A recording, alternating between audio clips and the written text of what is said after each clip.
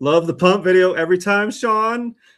Welcome, everyone, and welcome back to another episode of PitchIT Central Mafia Edition here, 2026. And so, Sean, excited to have you here another week, end of August. We're, what, more than halfway through?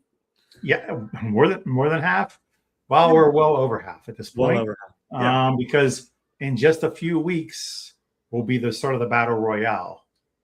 Okay. So, before we get into that, though, let's talk about the progress around PitchIT, right? So we have 20 contestants, and they've been doing some coaching. Tell us about the program a little bit.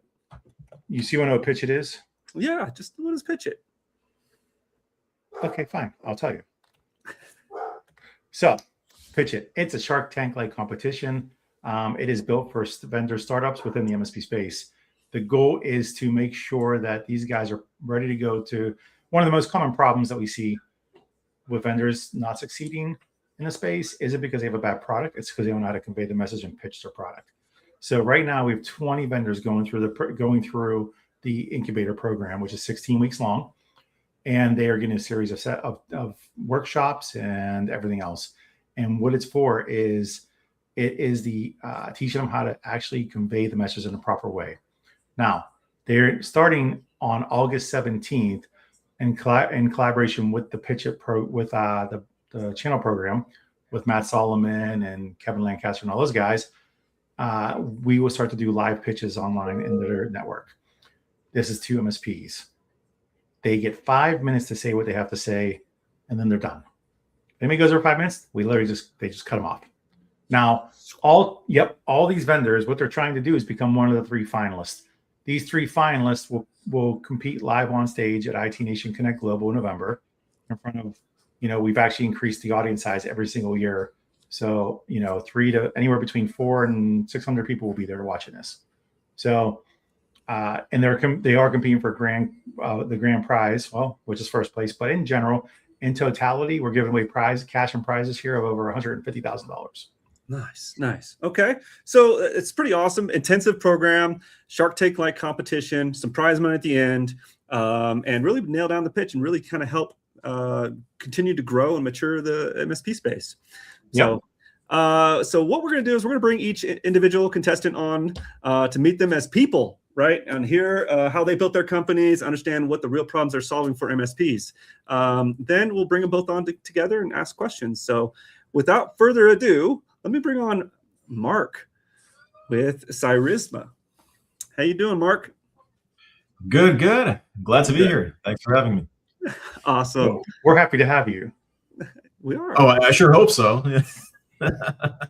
So Mark, tell us a little bit about yourself as a person. Who are you behind the company? Yeah, so, well, for those of you who don't know me, which is probably all of you, I'm Mark. I'm the CEO of Cyrisma. I'm an engineer turned founder, wrote my first line of code when I was still but a young boy, and very quickly realized I like solving technical problems, right? And so over time, ended up building a couple of businesses, and now here at Cyrisma, where we are helping put management back into vulnerability management. Okay. How do you do that? Explain that first and how you do it. I was hoping I'd catch you on that one. So I would say, like, at a high level, like, look, everyone's heard of vulnerability management. Everyone's heard of compliance, right? But those things are super noisy, super busy. Like, you got to have it. You probably already do it, but you get a whole grocery list of things you need to do, false positives, tasks. So it's like a jobs to be done thing. It's like I run a scan and I get a grocery list. And so our hope is it's an existing market, right? But by tackling better security outcomes and better operations, we can help you make more money while also putting time back into your pocket. And so that's why we're approaching an existing challenge or an existing market, but with a novel take and using technology, as I love to do, to help enable some of those outcomes. Okay. And you said you went from engineer to entrepreneur? Yeah. So I thought, well, actually, it's a long story, but I'll give you the short summary. I thought I was going to be an engineer. I went to university for business because that's what everyone told you should do to make money. And I realized, you know what, it isn't for me. And I kind of went full circle. So I dropped out, built my first business, scaled it up. And now I've gone over to the dark side. So I don't really write code anymore. I tinker with AI so I can pretend I'm a real developer, which I'm no longer. Yeah, it's really the intersection of, technology and business, which is where I think, MSP thrives, but also, there's a lot of value, right? In terms of merging cool technical concepts and products and technologies with business and service delivery, right? Awesome. So what made you do this one then? What made you solve this problem? It's with this product, with Cyrisma. Yeah. I think it's because, first off, security is still relatively novel, for MSP. So I think, making security simple, accessible, and affordable was really the core mission. And it sort of evolved organically. I think I'd be lying if I told you, we knew exactly what we were going to do from the start, or anyone for that matter, right? So we kind of jumped in and we're like, hey, we want to do this really cool thing. And the more we got into it, the more we realized, wow, there's so many tools. There's no lack of tools. So it's like going to the supermarket, getting cereal. There's 20 brands and they all cost more or less the same. You're like, cool, okay, great. But no one really solved for what happens afterwards, which is it shows you a bunch of stuff. You've got to go and basically do a lot more work. So it shows you problems. It doesn't really give you solutions. And so solutions have always been the hardest part. I mean, third-party patching in general has always been thorny across, however you tackle it. And so we decided, hey, let's focus on, yes, the technology to give people better security outcomes that can help you differentiate your MSP. But more importantly, it's everything that comes after. How do we operate this tool? How do we turn this from one of the lowest margin business areas for an MSP into something that, looks better and better and better, closer to software, right? Because a lot of people can probably empathize with this. You've got to have a tech full time on it, or you're chasing rabbits down rabbit holes or whatever else. How do we take that and either automate it or just eliminate those challenges entirely? And that's where it gets really technical. So I won't get into the weeds just yet, but I think that's where that technology blends, right? I'm not going to pitch you on all the correlation engine and all the cool stuff that we're doing underneath, but it does enable really cool outcomes in terms of helping me deliver more with less effort and less time. Sounds great. Thanks, Mark. What I'm going to do is pop you in the green room, and we'll bring on Steve Martin from Frictionless IT. How you doing? I'm doing good, Adam. Good to be with you today. Good. Awesome. Yeah. I didn't spell this one wrong. Thank God. I'm not spelling the name wrong. There was a missing M.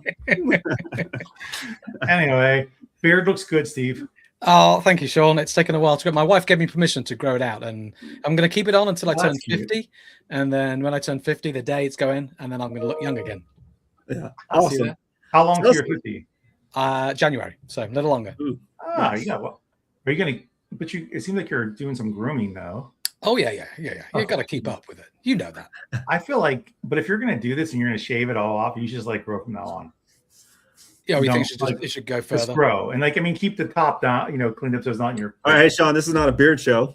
Wow. This is a PitchIT show. I'm sorry. Can you spell beard for me? Nope, I cannot. All right, fine. So, Steve, tell us a little bit about yourself, then who are you behind the company? Yeah, sure. Well, you can tell from the words that are coming out of my mouth that I hail from the UK. I came here 27 years ago. I was chasing a stunning American girl. I'm happy to say we're still married. I'm still chasing her. We have 3 kids. They're all now adults. So you're chasing her. So basically you're a stalker. Okay. Got it. Yeah. Of my wife. Absolutely. Does she know you're involved in this at all? Oh, yes. She's like, I've been telling you to leave, Steve. I just gotta go. Yeah, that conversation may have happened. Yeah. I can't wait for Keith to get on here. Sorry, it's off the rails. Keep going. So my journey into the MSP channel, it's a little unconventional. I began originally in television production, and then I went into operations leadership and started scaling global ventures into capital strategy. And then I started working with my good friend and now business partner, Jim Kennedy, who built an early version of the platform Fitware in his own MSP. So I'm relatively green to the MSP space. I've only been rattling around for the last 3 years. And I'll tell you now, it's been an absolute, like, it's been a real breath of fresh air. Baptism by fire, but a breath of fresh air. Just in that, like the community and the people that I've met along the way, like you guys. Yeah. Right? More Adam than me. I'm a regular guy. Adam's the flavor. Yes, I'm the Napoleon. So in your experience so far, what coming from one side to the other, what do you say is what's the difference between the two?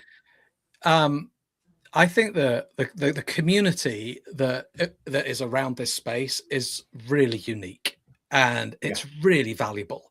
There's a lot of people that are carrying a lot of pressure and are trying to manage some very complex problems, and literally the weight of the world is on them. Like MSPs go down, America goes down, and what I've seen in and around the community and the ability for like such openness, right? Such vulnerability in sharing. And then when I say such openness, like I've heard people share with me like their financials or their number of clients. Like it's just been this like, look, here's where I'm at. This is where I want to go, and I need some help. And people lean in and help. And I look at that and I'm like, that spirit and that tone is genuinely unique to this space.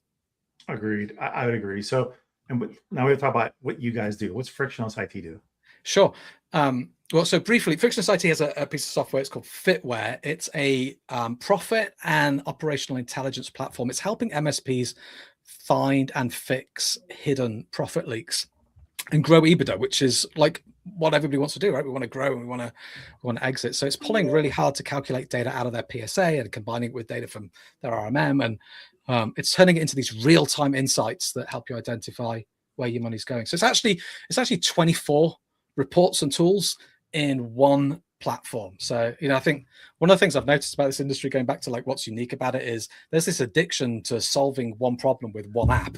And so MSPs get like masses of apps and they're having to manage this growing stack. And we've tried to consolidate a lot of that into one place. We build a platform instead of a single app. Nice. Okay. What made you guys decide to solve this problem? Well, like I said earlier, it came out of my good friend's and now business partner, Jim Kennedy, his MSP. He was in a place where the MSP was growing and it was just getting stuck. And it was getting stuck not because of some of the more bigger problems. It's lots of little pieces, right? It was getting technicians to enter their time in. It was looking at how do you get productive hours really tight, what your staffing levels like, when do you hire somebody? It was like all these small components that you add. One of them in itself didn't solve the problem, but you add them all together and suddenly you've got a solution to what is a bigger problem. So Jim started tackling all of these problems one at a time, built this software internally, then exited the company that acquired him, didn't want the software. And so he said, you know what, I'll take the software and I'll build it so that others can share in some of the success that I've had. So based off the way you explained it, I have to ask the question so you can make people feel better. It sounds like a lot of work and a lot of moving parts and complex. Oh, Sean. Yes. Yeah, it is. And actually that's been one of the biggest challenges of this whole PitchIT journey of how do you explain all of these moving parts, all of this complexity, all of these single tools, and how do you give it focus? And you guys have really challenged, you give me like a kick up the backside multiple times on like focus in. And it's been really valuable because of that. So with that complexity, how complex is it for the MSP to work with you guys? It's very simple, Sean. Yeah. Yeah. We have an onboarding process that brings people on. We have FOMOs, fractional operational maturity officers, that guide folks through the process. There's some configuration that has to happen. But once all of that is set up and running, it those reports and the tools run. Did you say FOMO? Fractional operational maturity officers, FOMOs. Yeah. I like that. Look, we literally, the two of these could make gimmicky stuff. The two vendors today. Yeah. Make some really good gimmicky. Let's bring on back Mark from Cyrisma, your next drug dealer in this space. If you guys interested in some Cyrisma? Yeah, actually, the way I'm thinking of it now, you're like, do you get exhausted when you're at the conferences? Are you burning the candle at both ends? You should come talk to us at Cyrisma, where we can help you with this problem. And it's literally people walking around at conferences being energetic and happy. Yeah, exactly. And like Stone Cold Steve Austin, like smashing beer cans and pouring them. Like, I mean, endless possibilities here. And this way you don't have FOMO. So yeah. I feel like I gotta lean into it too, like walk in with a trench coat and be like, "You want some of this?" And it's like, There you go. I agree. Some syringes hang off your coat. Yeah, there's a lot of different ideas. So this question's for both of you guys. We'll start off with you, Mark. So now that you've been inside of PitchIT for now what 6-7 weeks, and I just want to know what's been the biggest shift in your thinking about your solution and the problems the MSPs are facing. Mm-hmm.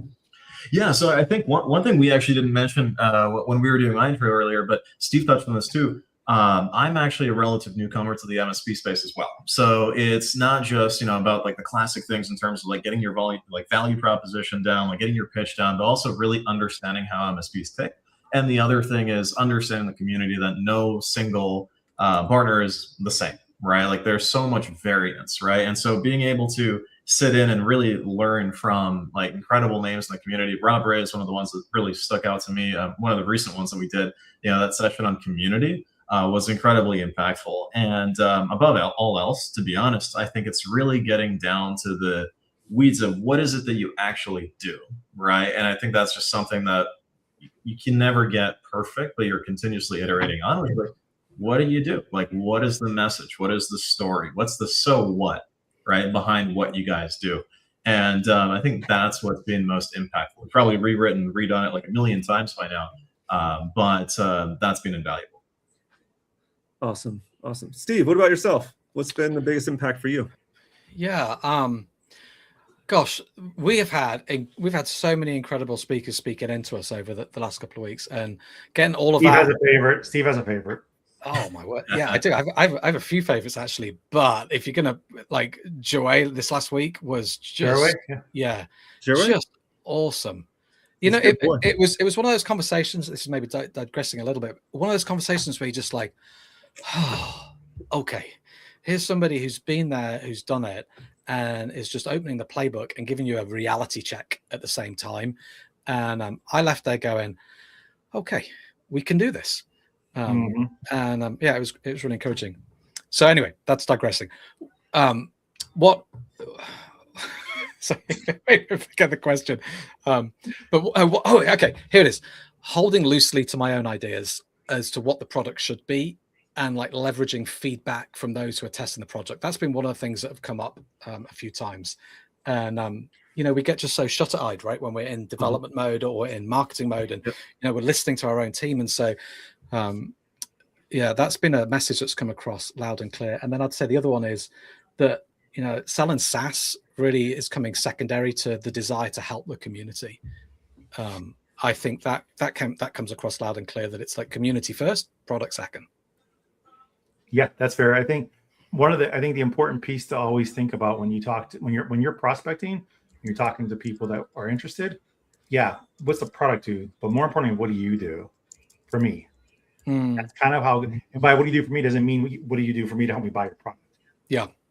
How do you help educate me, make me feel comfortable, teach me something I didn't know yesterday? Yeah. I should know based off of, because you guys built products and there's an expertise behind it that you have that this person doesn't necessarily. Yeah, it's like it's countercultural, because we're coming into the space with a level of pressure, all of us, and a pressure to make this work and to sell. And so your first foot forward tends to be like, let me tell you about what we do. Let me tell you what we do.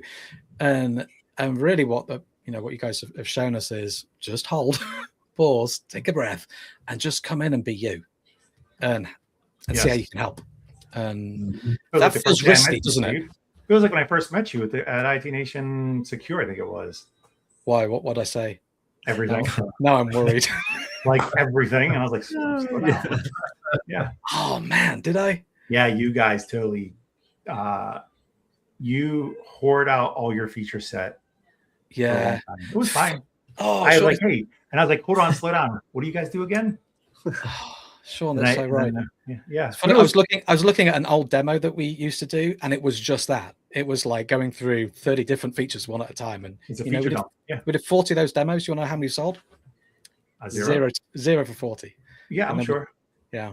I have no doubt. All right. So Mark, what from you guys now, what have you learned from this so far since being in this? Like, what's a big takeaway? Aside from things you already stated, like just knowing the community was important and whatnot, but like, what's something else that you realized was an innate issue? Yeah, I think one of the, I guess like to get like really into the nitty gritty, like a tactical element, and I hate to be the guy, but his name escapes me. It was one of the recent ones. It's just been a whirlwind, which is how you optimize your product for problems. And basically, it was one of the more technical ones, which I resonate with. You know, like I like the technical side of things, and so I leaned into that one big time.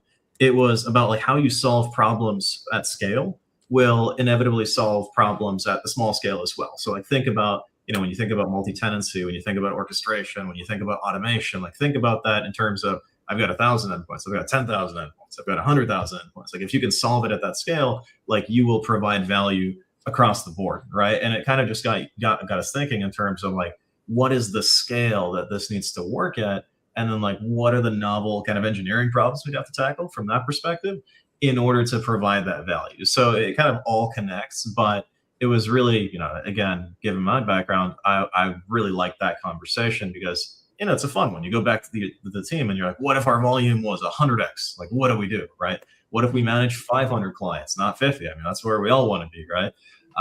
So that was probably my favorite personally. Steve? Fantastic. Same to you. Yeah, Other than your feature dumping doesn't have it anymore, but go ahead. say again. Other than the feature dump you always do, you're not doing. I think like some of those are like when Kate from Yes. Mail Protector, and she brings in like how your brands need this unique point of view, and I'm like, oh, that's so good. Like we can all provide solutions and we can all provide answers to problems, but actually having a point of view as to why we're doing it and the reason behind it, and then you know what else is going on around it is really key. And so I've been musing on that one for the last couple of weeks. I like that. Well, okay. So, and I want to come back around on that though. Yeah. Go ahead, Adam, because I know you have a question. And I'm taking up all the time. Go ahead, go. I'm sorry. You have been asking a lot of questions. So yeah. So I'm just wondering, like, from a leadership and operations perspective, like, what is one of the biggest mindset shifts you believe that MSP owners need to make to actually gain real value from your product? Steve, you want to start off? Sure. Yeah. I think there is like America's full of self-help, right? I've got a problem, pull off the book from the shelf. And I think in our industry, there's hey, I've got a problem, just pull a new software solution out. Or I've got a problem, I'll put a new system in place. So I think like one of the biggest mindset shifts is around a better system and process. It's only half of the challenge. You actually need behavior change in your people to follow those new systems and follow the new processes. And most of us are either a systems person or we're people. And really what we need is a blend of the two together. A new system is not going to solve the problem. You got to bring people through that system and then be encouraging them to use it. Yes. So basically people, process, then technology. Yeah. If you're starting from scratch, it's process, people to technology. But if you're not starting from scratch, you have to address the people, then the process, and then the culture. That's really good. It's culture. Yeah, it goes down to culture. It's good. I'm going to take that, Sean. I'm writing that down. You're welcome, Steve. I'll send you my invoice. Mark. Mine's actually really similar. So actually it's, you know, I started off by saying, oh, we're going to solve this like classic problem everyone knows about with technology, right? And I was like, product. And, you know, we also realized really fast that's only half the battle. And so it's kind of adjacent. So there's the culture part, and I'll harp on the process now, which is, you know, when we talk about just vulnerability management, like how you structure and provide and deliver the service is just as important as the technology. So we were like, you know, all in on the product side of things. And we realized that we were spending more than half of our time actually doing business enablement. And that was the big unlock. It's like, how do I think about what's in and out of scope? How do I think about how I message that to the client? How do I think about delivering that service? What are the processes I put in place that makes it scalable? Like when we talk about margin, when we talk about profitability, it's not necessarily just saying, oh, we have a better product, you plug it in and all your problems are solved. We actually have to spend a lot of time thinking about the workflows, who does what, what's in and out of scope, and like actually helping kind of co-create how that is going to run alongside their service delivery and how that's going to scale. And so that basically kind of rounds it out, right? So maybe Steve, you can do the culture and we'll do the process, and between us, we can really make something great happen because, yeah, I mean, that's it's really funny, and it's hard for me to admit as a product guy because I always want to build an automation or something that solves all my problems, and the reality is never like that. For sure. And Mark, you kind of tackle the security side of things. Steve, you talk the operational side of things. I'm wondering how that could possibly even work together, because we do see a lot of co-opetition in this PitchIT program. Well, it's kind of like Rocky and Apollo Creed, right? I mean, they started off as enemies, and then became partners that trained, and then one died. But otherwise, it was great. It was very late until Apollo died into that bad. Oh, Mark's not my enemy. We're New England buddies. Yeah, and no one has to die either, for that matter. Well, I agree, but that's why I said that. So no, but that's actually a good point. So the biggest issues you see in our industry come from the lack of knowledge of the internal structure of their own business. Sometimes operational maturity is a big problem. We know that, right? It's a huge problem. And identifying what you should use, what you should buy, at what level of the game you're in, maturity-wise. So when you guys go into, and part of the issues with package and pricing for most vendors is how do you have a mass market appeal to sell to everybody, hopefully, right? Because how many have starter packages and how many have like level 2, level 3, level 4, right? Based on depth. How could you guys do that together? Could you do it together? Is it, and you don't have to answer this right now because you guys are just actually coming to a kumbaya now moment. So I don't want to remove it, but how do you make that work? Back to the people, process, technology conversation. Yeah, I think there's real value in like the clarity of knowing exactly what solution you're delivering, how that differs to the others that are in the space. And when I look at those that are in the PitchIT cohort right now, I see great opportunity for collaboration. And in fact, if we were at IT Nation Global Connect last year, and we were looking across all the vendors out there, and I'm like, man, if all these vendors rose up and came together, like imagine the power, right? I come from good old socialist Britain, right? We got that, right? But there's a little bit of like American revolutionary in me as well right now. And I'm like, we could take on the giants if we all came together. What would that take? What would that look like? Because between us all, there's enough institutionalized knowledge and technical knowledge. It could be an interesting thing. That's all I was thinking about was the Boston Tea Party. Hey, I was just on that ship the other week. I went on that little tour, through the tea. Reminiscing. England. Yeah. Down with Texas. Yeah. Well, every 4th of July, I send Dan Scott messages to remind him I thank him for this day. For take day off. So yeah. All right. So what about you, Mark? What do you think? You based off, what the European guy said. Oh, this guy over here. Yeah, no, I mean, I think absolutely, right? I mean, Adam, you said it yourself, if we do the security, there's always the operations, right? It goes hand in hand. And so I think that there's so much opportunity to collaborate, and it's like the fixed pie or kind of like the growth mindset, right? So I think that by coming together, there's a lot of value we can unlock because like I said, like you can't divorce the technology and the business. They go hand in hand, right? Like we can't just get more solutions and throw them in there and expect, everything to be great.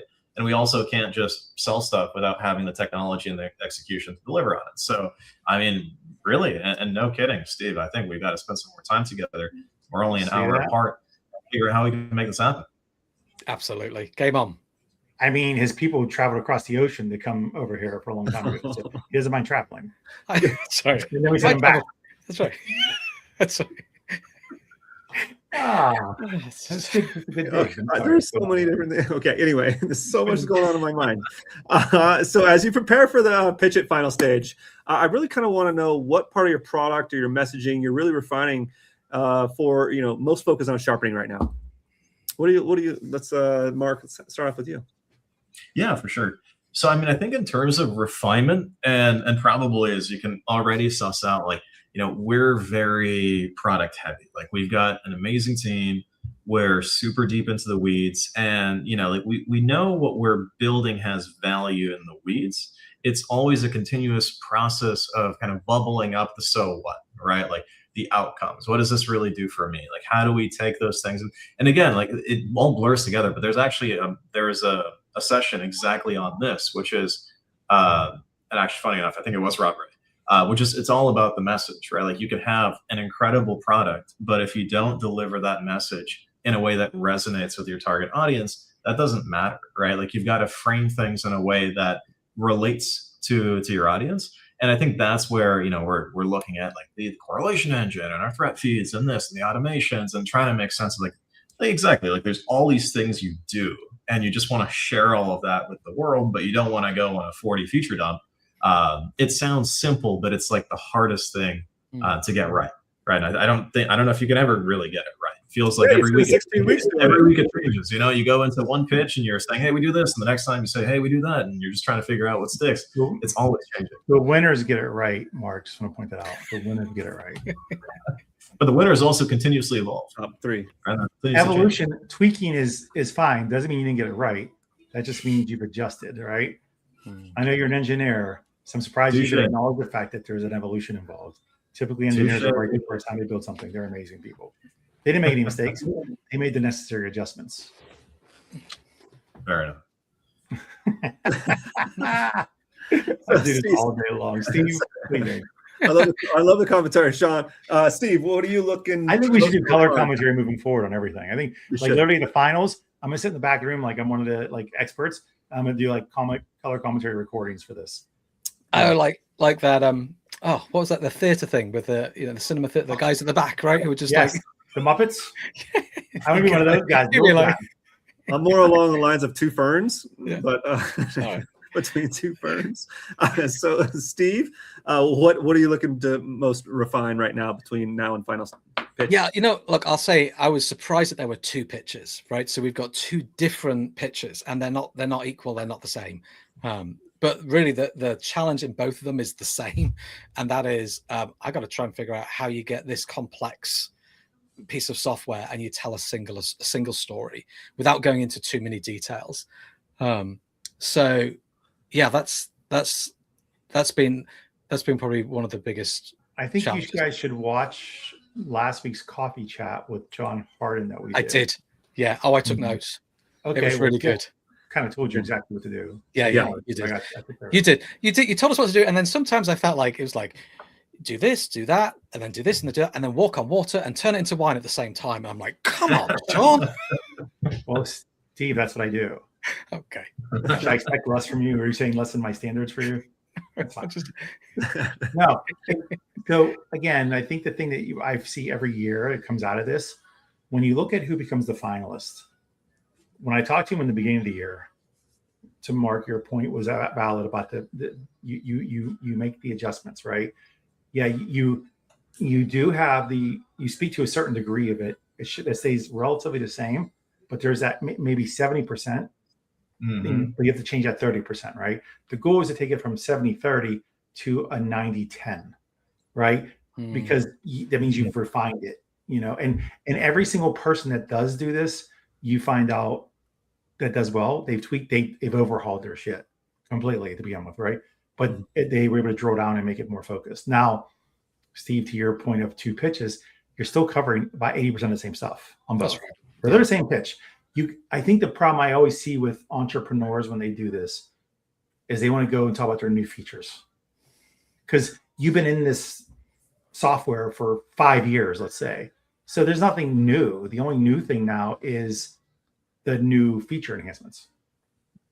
And you want to talk about because you're excited. But when I didn't know what the first one was, what the hell do I care? Right. So that's sort of the point. So and you got to boil it down to being common sense stuff. Yeah. It's how you convey the message is so important, right? And I'm saying this purposely because I want people to understand that whenever you guys do pitch this, the only tweaking is going to be the difference between you talking about how you spend the money more, a little bit more, as opposed for investment strategy, as opposed to what MSP is going to hear is about how you invest in just them. Yeah. So let's make it sound so easy, Sean. You make it sound so easy, just drop the knowledge and just walk away. Yeah, and then I walk away. I'm like, well, Sean and I've been doing it in a few years. 5 now. So 5 years of doing this every year. You figure, Mark, I have to learn at least 20 new companies every year on what they do. Yeah, it's fun. So one last question. If you could speak directly to MSP owners watching this live stream, what is one thing you want them to understand about your product, really what it takes to build a successful business in this space? leveraging your product, obviously. Let's go, Mark. Let's start off with you. That's a good question. So let me think about that a little bit. So what you're saying is basically, if they were to use our product, what are the best practices, or what should they do in order to successfully build a business around it? Or Exactly. I think really not to sound like a broken radio, but it's really the same thing. Like I mentioned, actually, it's a big learning for us, right? Like we've got a tool that helps reduce the false positives, reduce the noise, streamline your operations, build out a bunch of automations, plugs into the PSA RMM. Like all that stuff is great, but it really actually starts with, how am I pricing and packaging this? How do I present it to my clients, right? Is this an upsell, or is it a bolt-on? Like, is it bundled into my existing plans? Like, how do we have differing tiers of SLAs based on, this and that? What's in and out of scope? And then that actually influences what they do in the product, right? So I think the single biggest thing, and this is actually true of, I think, of any tool, to be honest, as well. Like it goes beyond that. It's just thinking about like, who is my ideal customer, even as an MSP, right? Like, who do I want more of? Who do I want less of, right? And how narrow can I get with that value proposition? Same thing for us, right? But how narrow can I get with that value proposition so that I can build a really effective process around that and deliver that service in a way that meaningfully differentiates me, in a way that allows me to scale so I can add more and more clients and get more and more revenue without necessarily, adding so many expenses. Like it's really that. And I think that's the crux of what would make you successful, together with us. Or, just generally, I think scaling the business. That's why it's so much fun, right? I get to scratch the product itch, but also work on the business. Nice. Awesome. I was just also thinking about your whole commercial pitch. You can put your ideal client profile. If you do not do this, you know how you hear a drug commercial and they say, hey, this, like, you spend 10 seconds explaining the product and 30 seconds explaining what you don't have, what we don't want to solve, and call 911. So, if there's anything I've taken away from this today, is exactly that. We got to really lean into that. Talk to your doctor about Cyrisma. Here's when Cyrisma is right for you. I feel like there's really something there. And use your voice. You get the perfect voiceover for it too. Exactly. Talk to your doctor about it. You don't got to pretend. It's actually your voice. Just do it, dude. Like I make so many funny commercials, dude. It would be awesome. We'll Steve, just what have funny side effects after this. Yeah. Side effects. Unconditional growth. That's right. Peace at night. Yeah, exactly. Freedom. What about yourself? All right, Sean. Sorry. Look, I think one of the things that I've learned is that growing an MSP, running an MSP, it's a little bit like making the perfect baguette. I'm sticking with the European theme here, right? It's supposedly just yeast, flour, and water. That's all it is, right? But try making a baguette. It's really flipping difficult. And I think that there's there's an expectation if we just pull all these different things off the shelf, this thing should just run. And really, you need expert help. And Mark's in cybersecurity all day. That's all he's thinking, dreaming, eating, sleeping. Right? We're in operations and financial practice to get your EBITDA growing. It's all we're eating, sleeping, dreaming all day. And so that partnership, when you bring an expert help, can just be a real benefit. So, yeah. So essentially, what you're saying is what you do is you're a baker, which is a form of chemistry, as opposed to just cooking something. You can't just throw random shit in. That's right. You've got to be very precise and bake this shit. So that's right. Measure, mix. Yep. Yes. You got it, Sean. See, it's great. Write that down as well. Another invoice. Worth your weight in gold, my friend. This is gold, and so it's always really awesome to meet founders and operators like Mark and you and Steve. Like you guys are awesome building tools, but genuinely solving problems you guys have experience around and care about. At Central Mafia, because this is Central Mafia live stream, we believe in building strong MSPs built on strong leadership and disciplined operations. And I think what we heard from both you guys today, it lines up perfectly with that. And so growth does not come from, hoping for better results or adding more tools. And that was kind of brought up today a little bit. It comes from really clear on what the real problems are, right? Getting clear, disciplined operations and building solutions and executing on that with purpose. And so a huge thanks to Mark It was awesome meeting you, and Steve meeting you as well. Fantastic. And if you are already part of Central Mafia, go to centralmafiaug.com. It's free, vendor neutral community built for MSPs by MSPs. And it's a great place to find these kind of conversations. Rewatch this live stream, and I appreciate it. Drop a comment on this live stream video. Sean, any closing thoughts? Registration is, I think, going live for the next meetup in Chicago in September for MSPs. Not for vendors unless you're paying to be there. Right, Steve? Right. Good. But important that you guys know that that's coming up right around the corner, guys. There'll be a registration link going out soon. Expect to have a pretty big event this year for this one, for this second one of the year for Chicago. So looking forward to seeing you all there. Awesome. Appreciate it. Well, thank you. Mark and Steve, stay on, please. And